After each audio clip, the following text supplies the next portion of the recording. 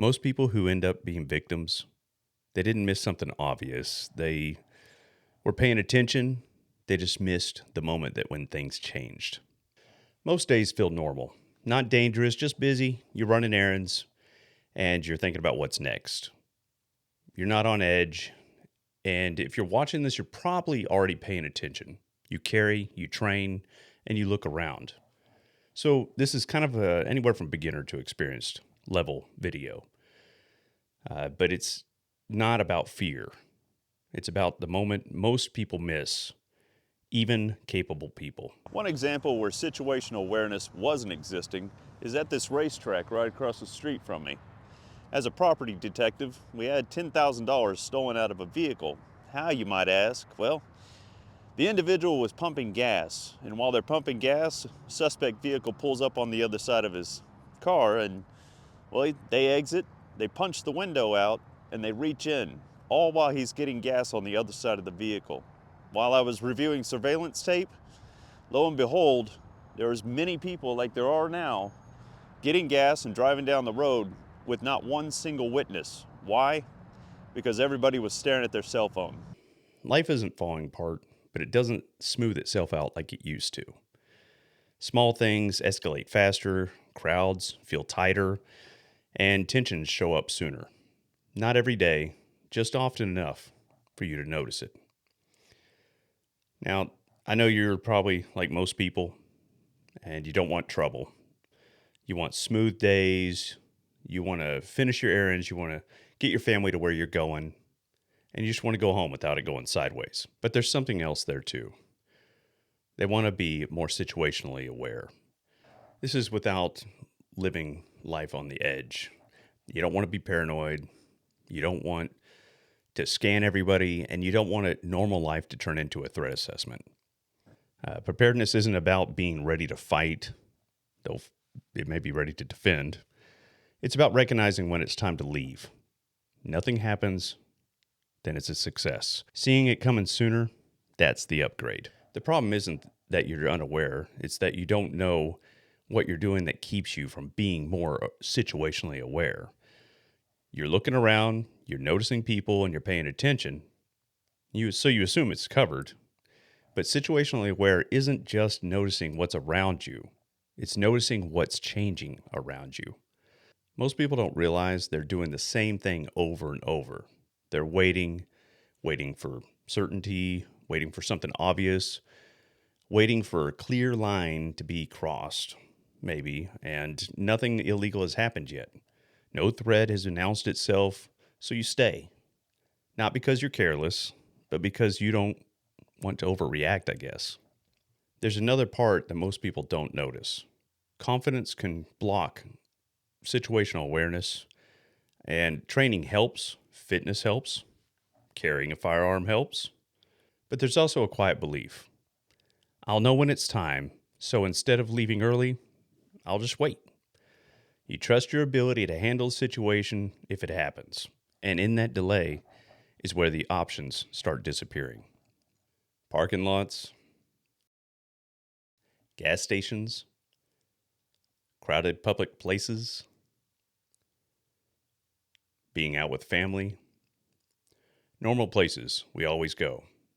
You feel something's off, but you explain it away.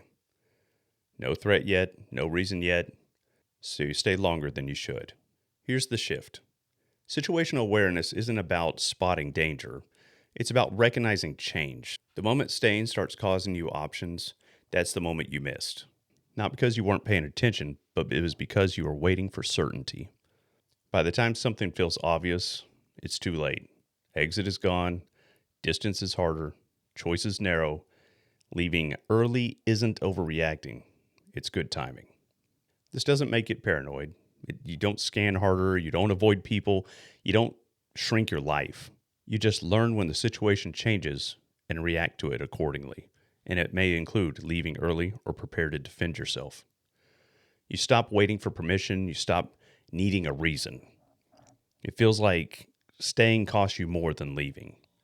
It's kind of like trust your gut. And that's when you go. Your confidence stays. Your lifestyle stays. What changes is your timing.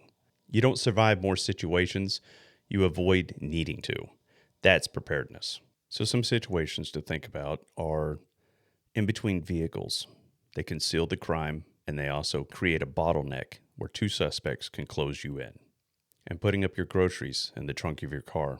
Be sure to look around, see what changes. It's not about paranoia, it's about keeping conscious of what's going on around you to look for that change. I'd like to share with you two situations, both road rage incidences, which situational awareness should tie into, also with our decision making, whether it be leaving early, ready to fight, or just thinking of the possibilities that can come out of it. This individual was driving down a highway, and him and his wife, and there was a pickup, and the vehicle came across, cut him off. They caught up, and the wife flipped off the other driver. How did he react? Well, not well, because the husband caught a 45 in the chest. These are things that can be avoided, especially with family in the car. You don't take those risks, okay? But we've all come across road rage incidences, and these are unnecessary outcomes. So the second one was someone was exiting an interstate onto an access road. The access road had 3 lanes that shrank down to 2, but there wasn't a yield sign. So as a car is coming off the highway, this vehicle felt entitled that he doesn't have to yield, which is fine because it technically doesn't have to. And this truck felt that he had it should, so he kind of cut him off. The individual that cut him off was unarmed, and at the intersection stopped at the red light, where the driver that had been cut off got ticked off, and he exited and approached the driver. Well, they ensued in a fist fight. Well, one person brought a knife to the fist fight, and the victim is no longer with us. The guy that came off the highway is now dead. Decisions, awareness, and reaction. Everything we do keeps us prepared to survive. This isn't about being afraid at everyday life. It's about recognizing the moment earlier than most people do, believe it or not. That's how capable people stay capable. Now, one thing I think that gets in the way, and some things that we all need to evaluate ourselves, are distractions on the cell phone, believing in our physical fitness will defend us, and that carrying a firearm or a knife is going to prevent all crimes. So consider your situational awareness. Think of ways to improve it by having less distractions, because we're full of distractions these days. And really be consciously improving your skills of looking around, seeing what's changing. In the examples that I provided to you should be more than enough to know that in everyday life, we're all susceptible to danger. Situational awareness isn't about changing who you are. It's about recognizing a moment earlier than other people do, before pride or confidence or hesitation takes away options. Preparedness isn't reacting fast. It's knowing when to leave early or when to prepare to defend. Most people don't regret walking away. I can tell you that everyone that's walked away doesn't regret it. I've walked away numerous times, and I can handle myself. The regret is staying when you didn't need to. That is how capable people stay capable without having to prove it. With that said, stay safe, stay alert, stay prepared for the unexpected. Till next time, thank you as always for hanging out with me in the hideout.